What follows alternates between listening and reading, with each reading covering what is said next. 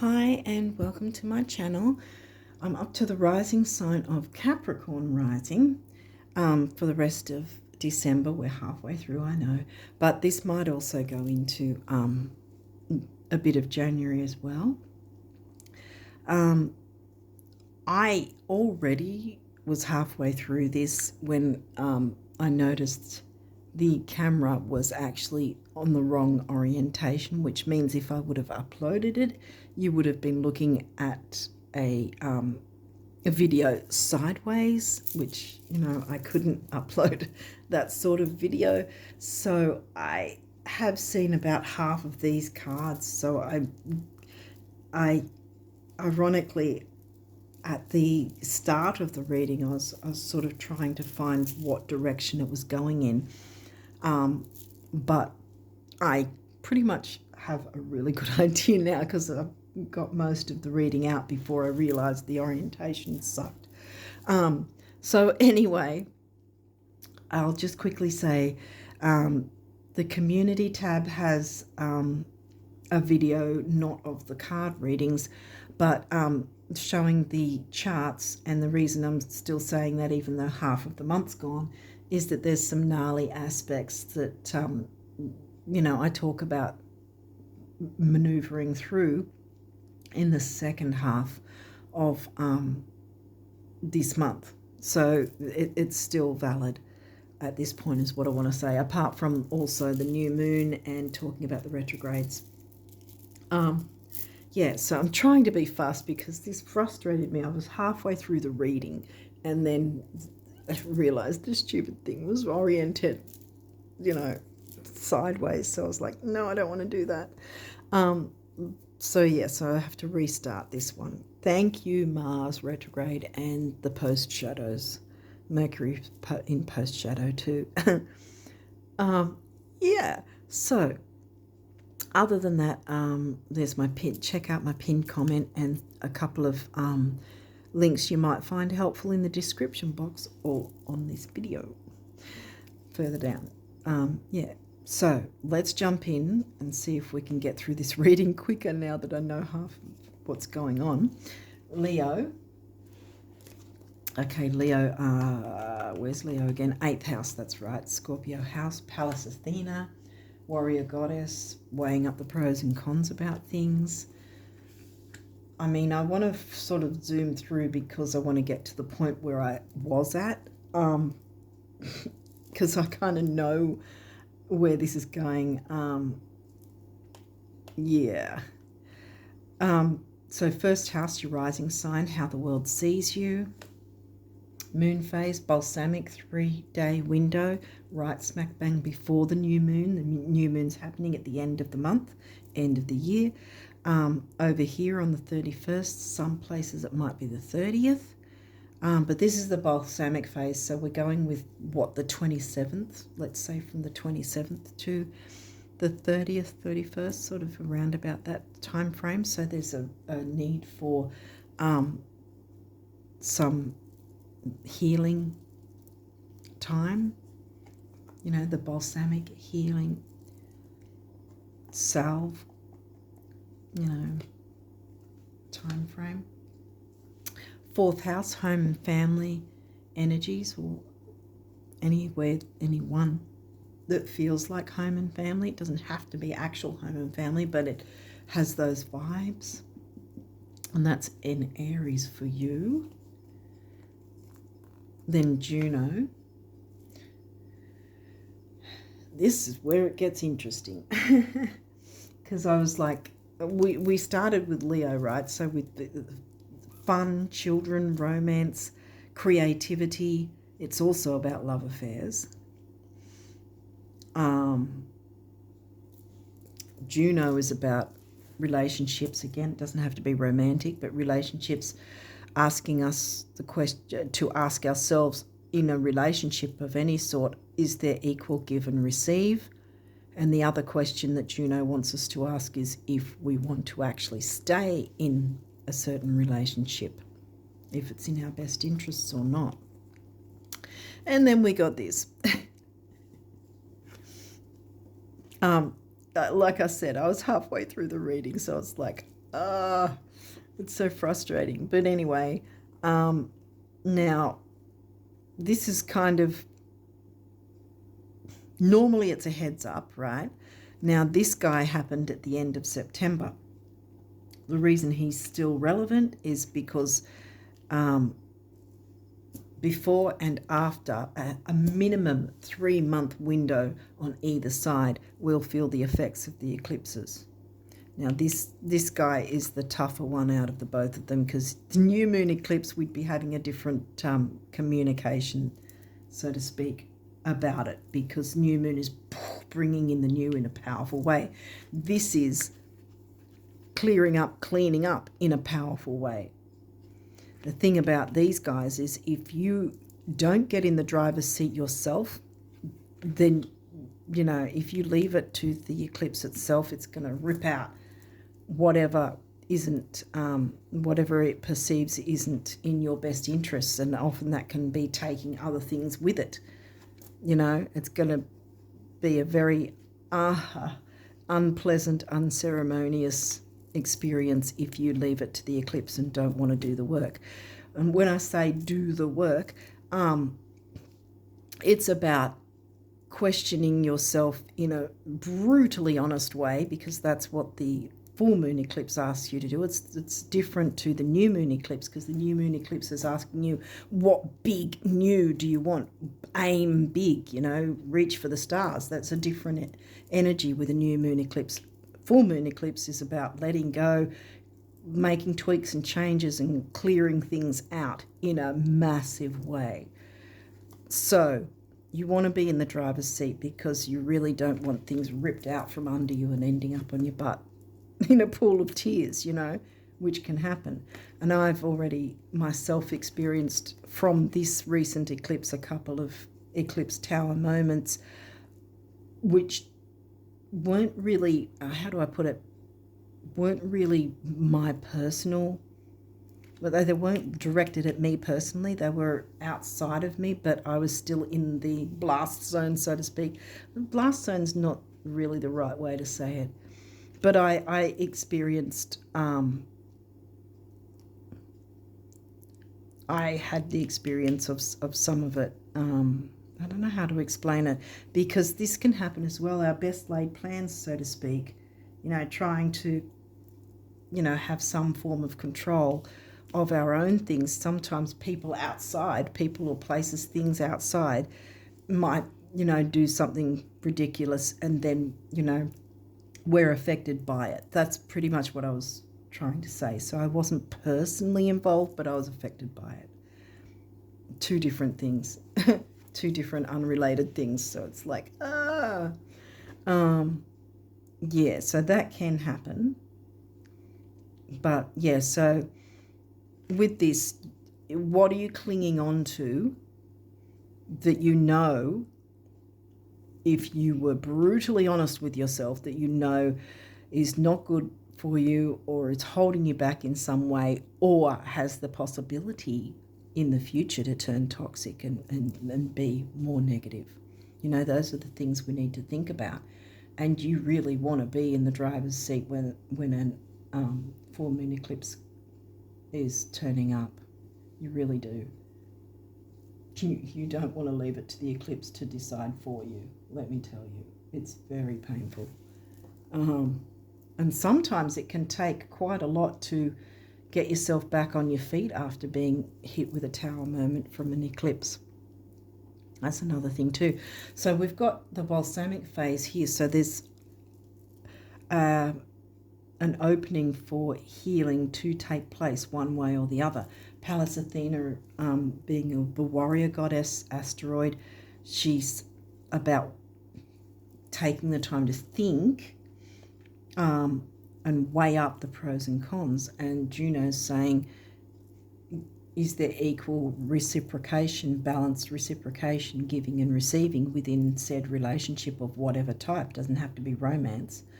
But yeah, nonetheless, is there that balance within the relationship of the giving and the receiving? Now my throat's going because I'm saying the same thing again. The other thing is, do you want to be in the specific relationship? Is it in your best interests? Is it healthy for the both of you to stick together, kind of thing?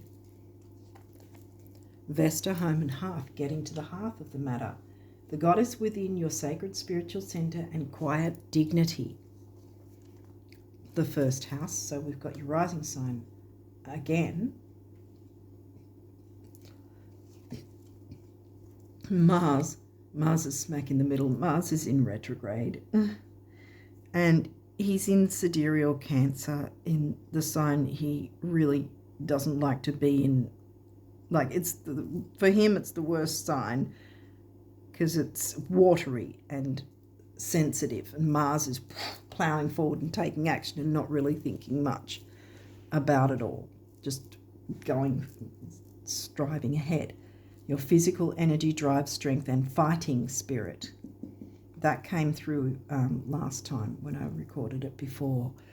I hope it's on the right orientation now. I'm just really wary of trying not to, what's the word for it? Not to knock it or anything. So yeah, anyway.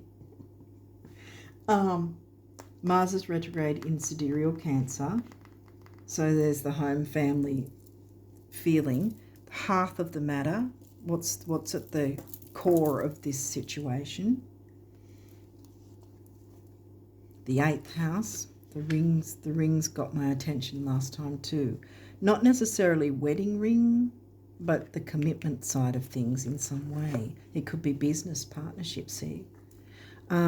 This transformational area of your life is about shared resources and intense emotions. And yeah, I have to say that I was picking up the intense emotion sort of thing from this too.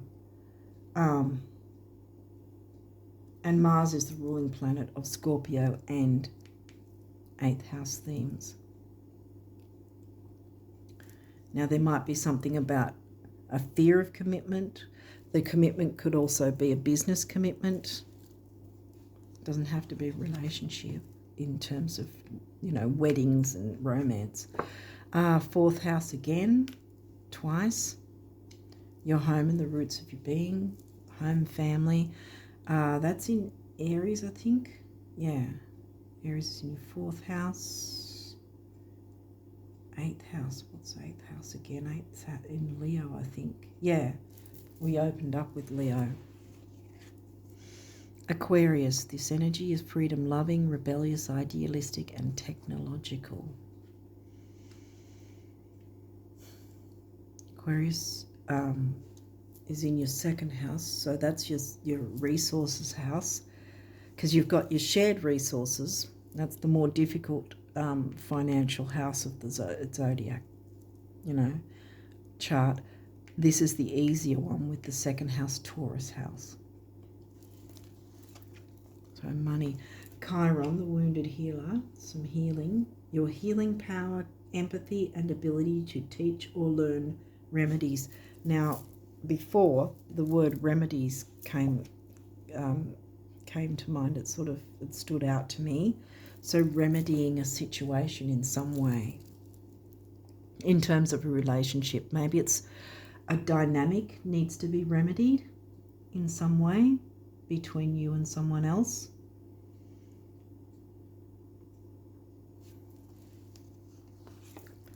Sagittarius. This energy imbues power, superior confidence and enthusiasm with faith, good fortune and authority. That's in your 12th, in your Pisces house.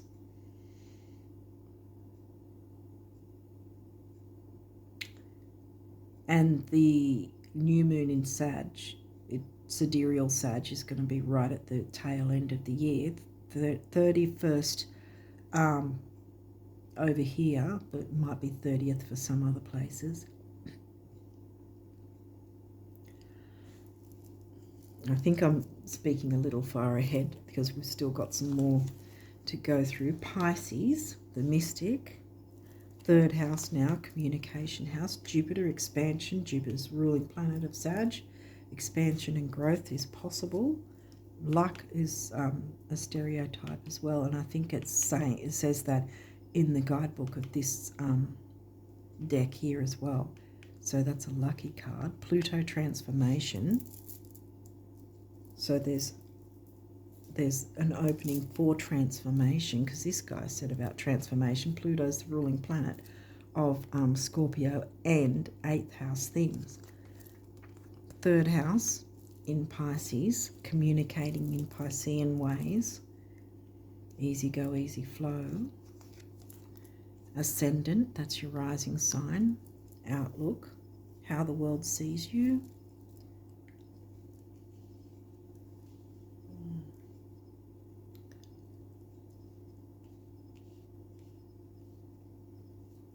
I think I moved things across because the camera angle was bad, so that you could see all the cards last time. I'm trying to remember, trying to fly through it. I don't know if I'm doing well, but anyway. First house, so your rising sign 3 times so far.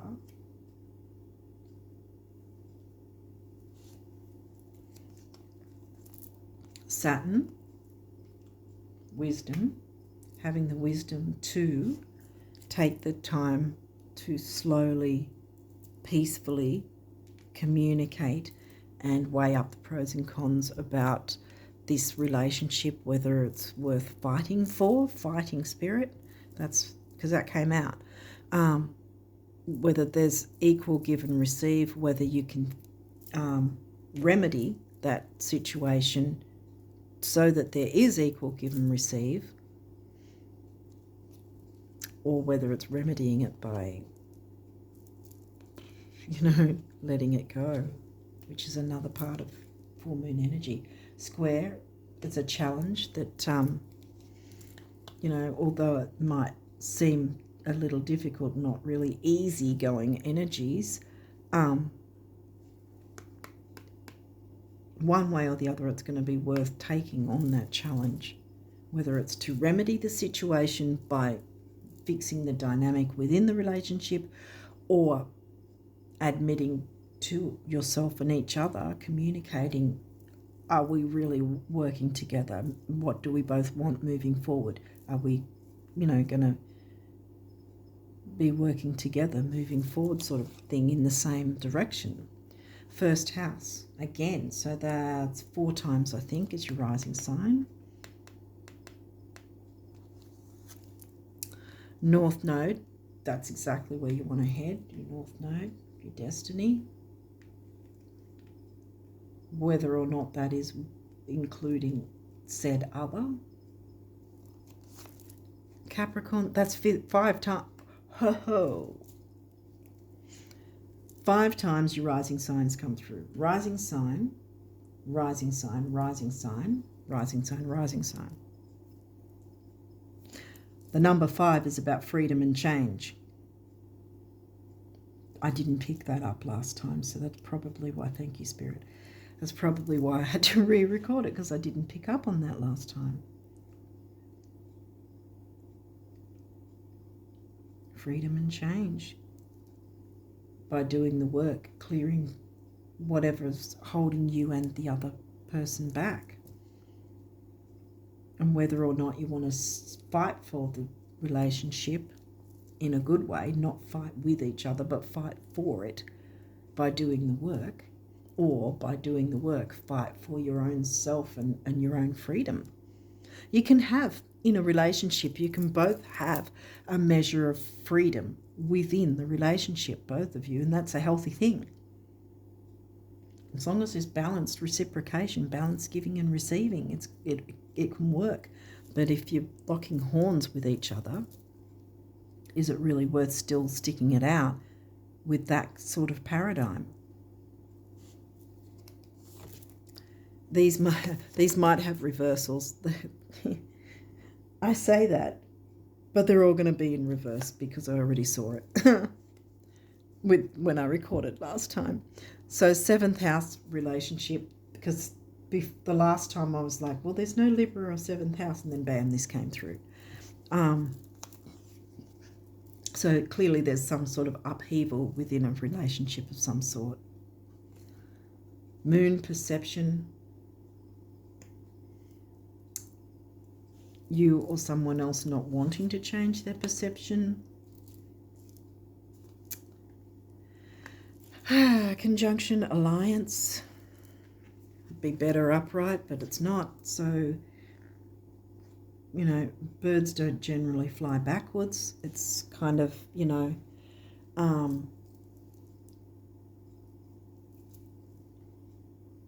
that's a tough one.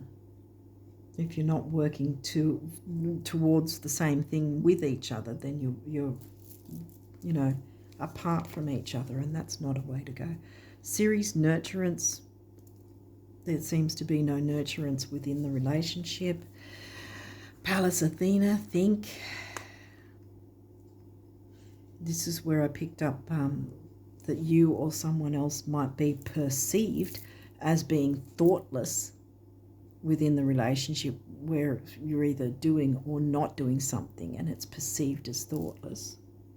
You or someone else, whoever's in the relationship. The other thing being, there hasn't been the time to take stock and think about the pros and cons of said relationship, and or if there's enough, you know, balance in giving and receiving from both parties, yourself and the other. And it's time to do that. And you want to be the boss and take the lead with doing the work with the eclipse too. The eclipse back in September was in the sign of Pisces, which is your third house Pisces, how you communicating within the relationship. Your 7th house has Leo in it. No, Leo is your 8th house. 7th house is Cancer. Yeah.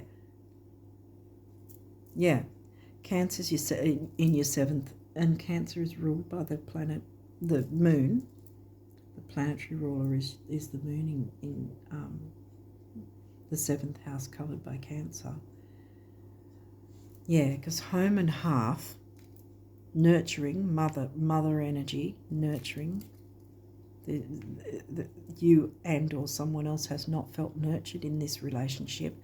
Get to the heart, the core of the matter. Step up, be the boss, and step up to the challenge to do the work to clear away any negativity. Now, this can be a dynamic that needs to be cleared out so that there's a better energy within the relationship. Otherwise, it's moving from said relationship that, you know, neither of you, if you're honest with yourselves, is it really working? Is it worth fighting for? Only you guys know.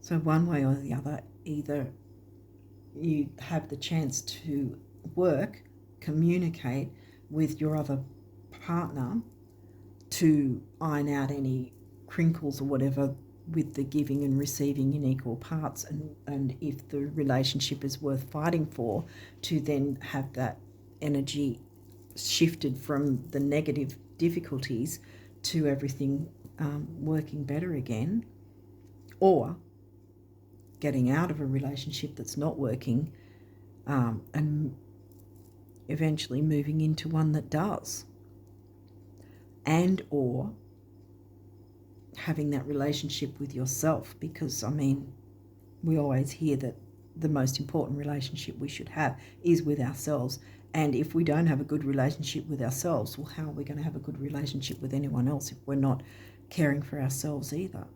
You know, if we're not having a good relationship and connection with our own self and our own soul, body, mind, soul kind of thing.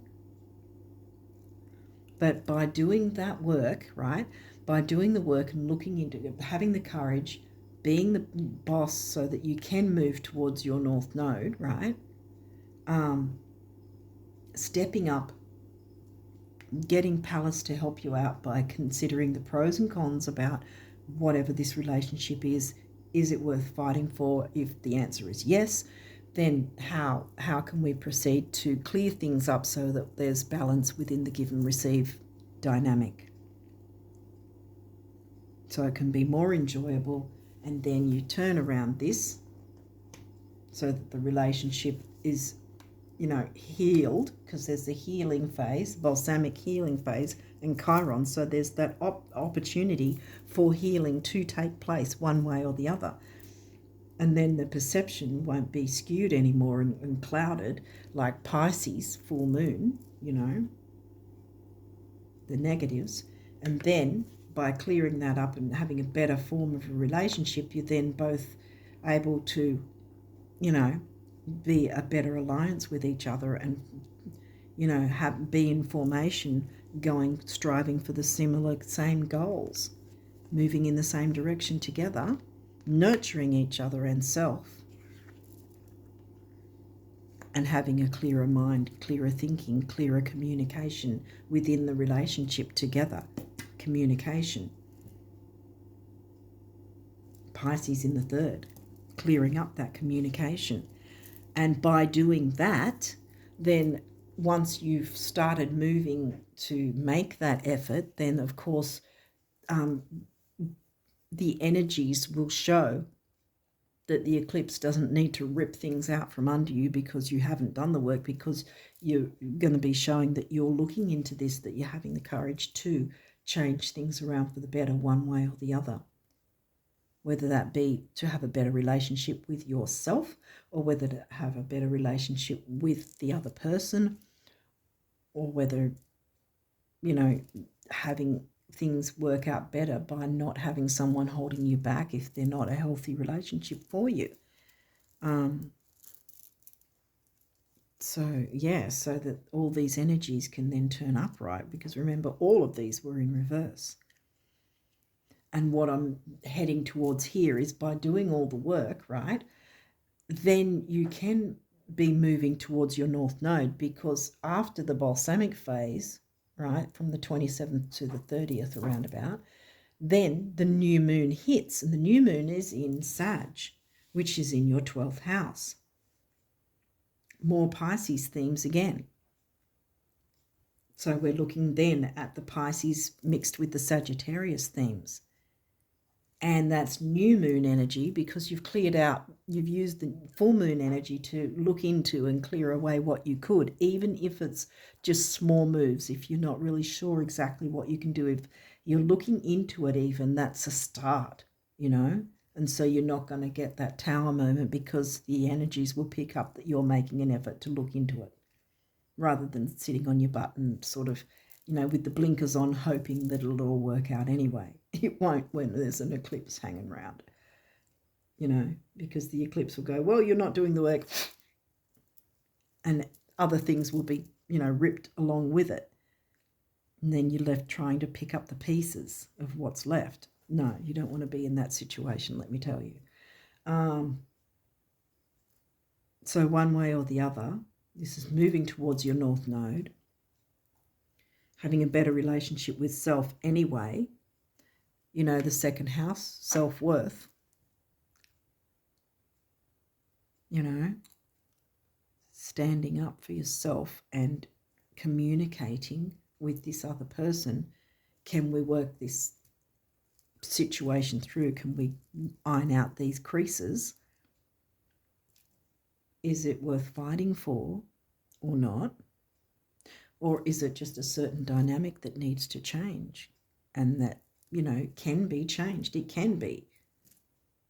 That's the whole point that the eclipse is here, so that you are shunted to make that change.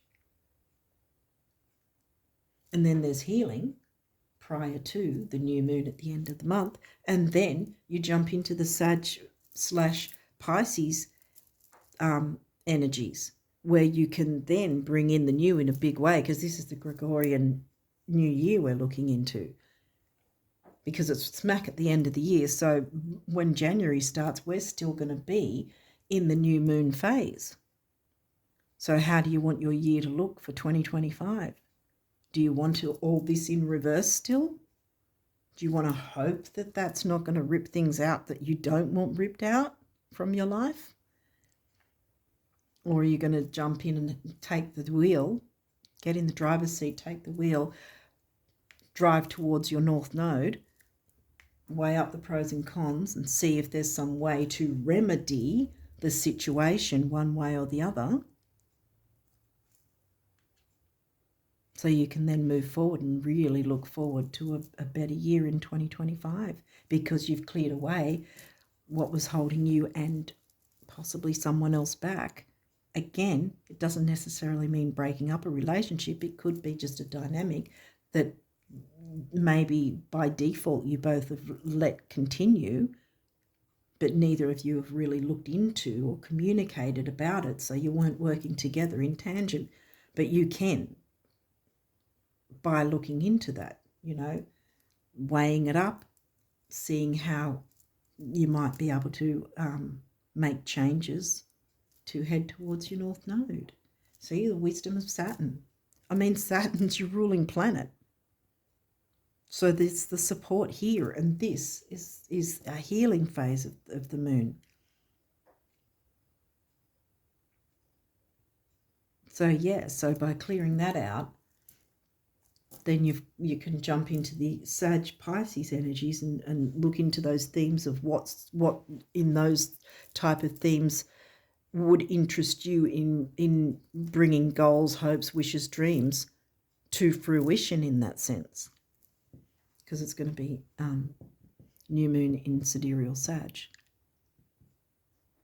Okay, so let's keep going now. I think I'm quicker this time round because I had these cards out, I think, in reverse. I got up to that. I was that far in. So annoying. I was like, are you kidding me? It's orientated the wrong way.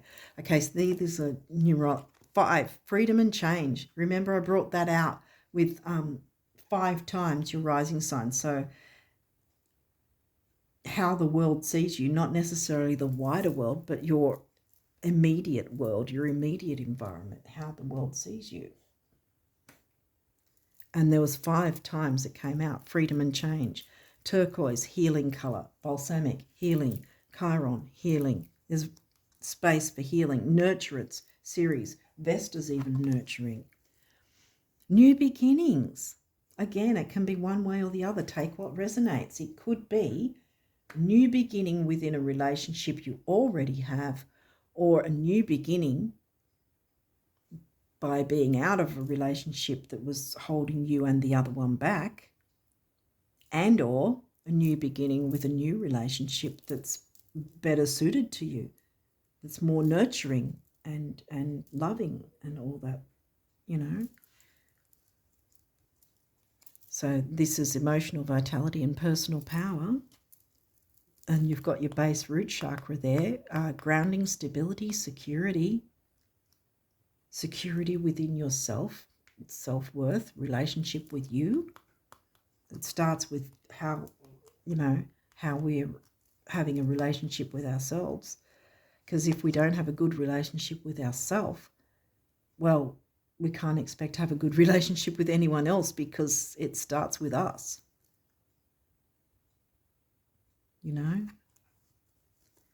6, love. Yeah, so it doesn't have to necessarily be a relationship ending.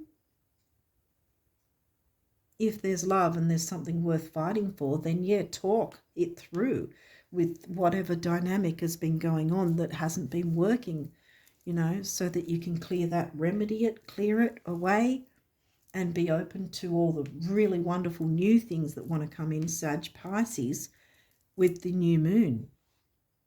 Because remember, it's Pisces house, so Pisces themes covered by the sign of Sagittarius, which Sagittarius is going to be the true sidereal sign for the new moon at the end of the year. 6, temporary opportunity. It also is focus, detail, and dignity. And also that's the blue throat chakra, so I think I was coughing earlier. So there's the need to communicate with said other one way or the other. Again, take what resonates. And if it doesn't seem to resonate, well, it might be because I cover sidereal signs, and therefore your sign may actually be Sag. And believe me, the Sag reading was a lot a lot nicer. Um, it was a really good reading, the Sag reading. So if you're not resonating with this, then jump into the Sag reading because I think you'll resonate with that. Okay, so and this one's forgiveness. Forgive yourself and others. Full moon forgiveness, you know. 9 big beginnings, big endings, and spirituality. Can't get much bigger beginnings and endings than a full moon eclipse, lunar eclipse, with a minimum 3-month window on either side of the event where we feel the energies. Forgiving yourself and others. And we've got temporary opportunity again, focus, detail, and dignity. And even that, 5 and 1 comes to a 6. I'd be inclined to look up 666 and don't get how do you go? Don't get freaked out by the 666 stereotype BS. It's just a number. But yeah, I'd be inclined to look up through the 3 6s. 5 and 1 is 6, then you got a 6 there, and then you got a 6 there.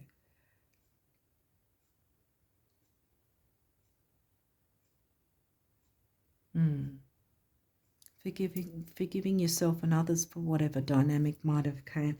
Sometimes we can get comfortable with discomfort, if that makes sense.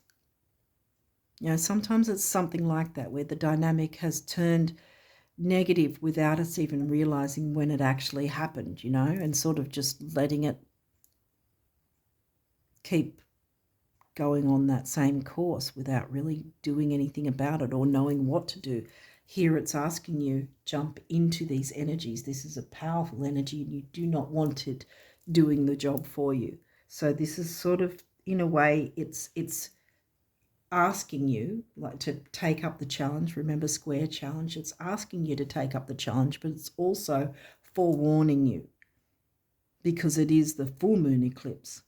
So it's sort of like, are you willing to do the work, step up and be the boss and look into how you can weigh things up and what this might mean and how to clear it up and remedy the situation by communicating with your other to have the best possible outcome.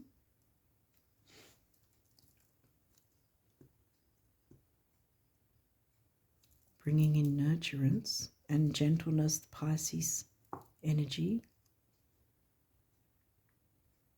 Yeah, because it's clearing that out so that a fresh new beginning can come, whether that's a new beginning within the relationship you already have or a new beginning within a relationship you have with yourself, you know, improving on that, and or maybe a new relationship with someone else. In any case, it's about moving forward with better energies, clearing out the negative that wasn't working, not clinging on to it for dear life anymore, and then opening the avenues for big new things to come with the Gregorian New Year, the start of the year, starting the year fresh, new, with Sag and Pisces themes, looking into what you want to bring in for the coming year with those two themes of Pisces and Sag mixed together. Okay, now let's jump into these notes from the universe on abundance for you guys for December and possibly a bit of January as well. Most don't stop to think, but both having money and not having money make fantastic adventures possible that wouldn't otherwise be possible.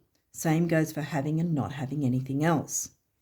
Everyone's a winner in time and space, the universe. Having and not having. Balanced reciprocation.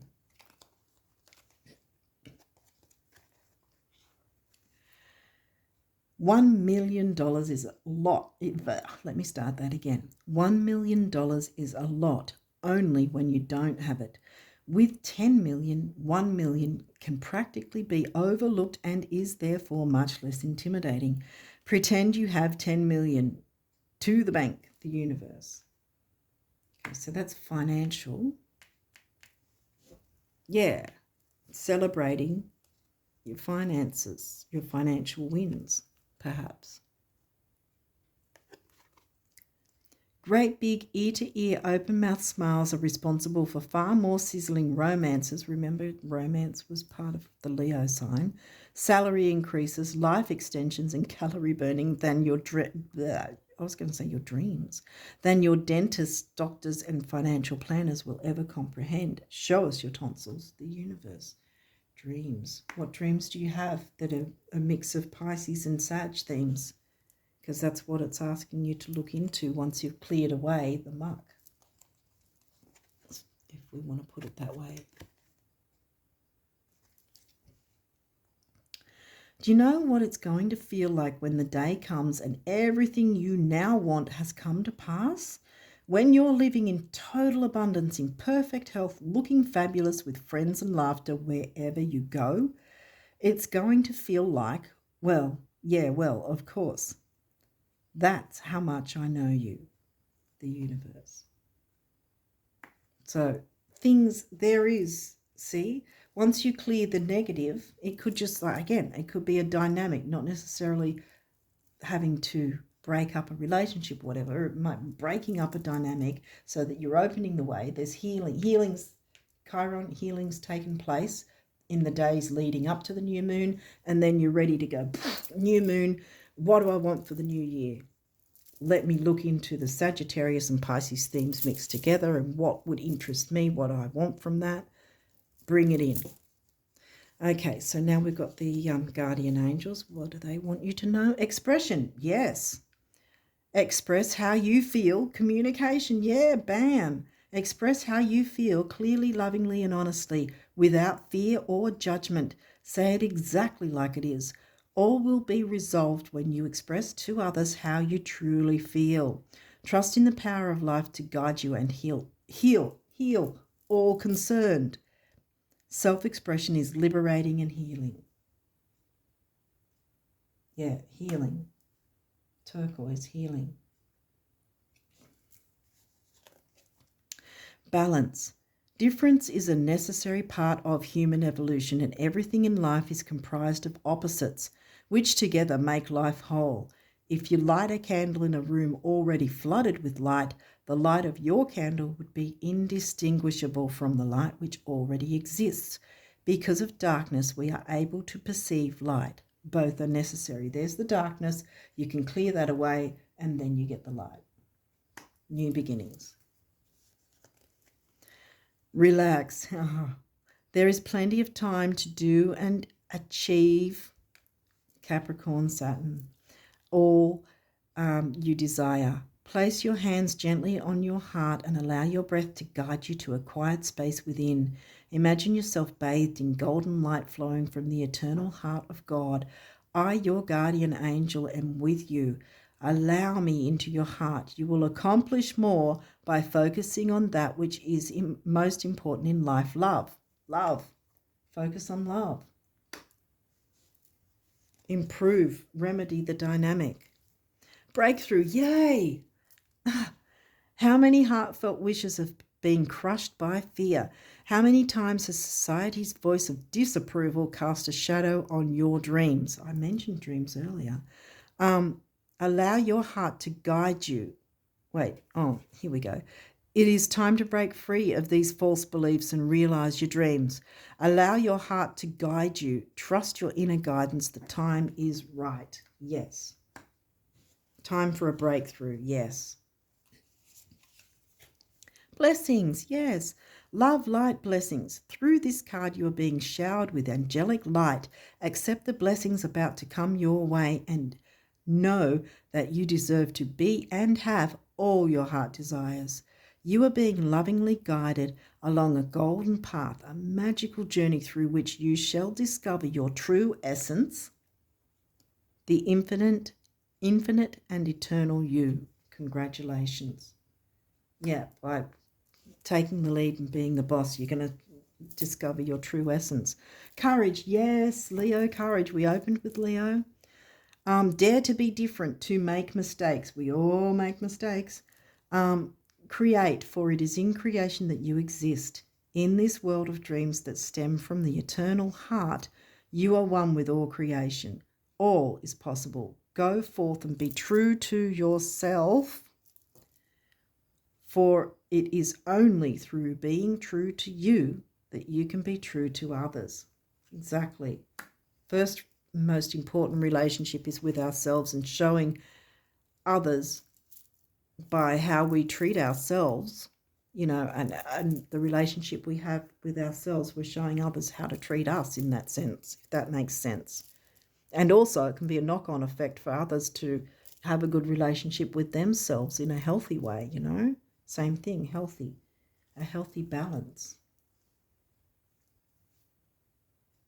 So forgive yourself and others for any you know, anything, the way things might have happened, because I've got the feeling that if it's not that someone being a complete ass and treating you badly, it's just a dynamic that, you know, by default happened a certain way, and, you know, there's an opportunity to remedy that. Take what resonates. But I think I'm going to leave it there and wish you guys all the best of luck with these energies, that you've cleared things up and that you've got a big, bright future coming in with the Sag Pisces themes of the Sagittarius new moon at the end of the year. Yeah, so that you're opening the way for 2025 to be your best year yet. Let's put it that way. Okay, I'm going to leave it there and wish you all the best of luck with these energies for December and moving into the new year. And until next time, bye for now.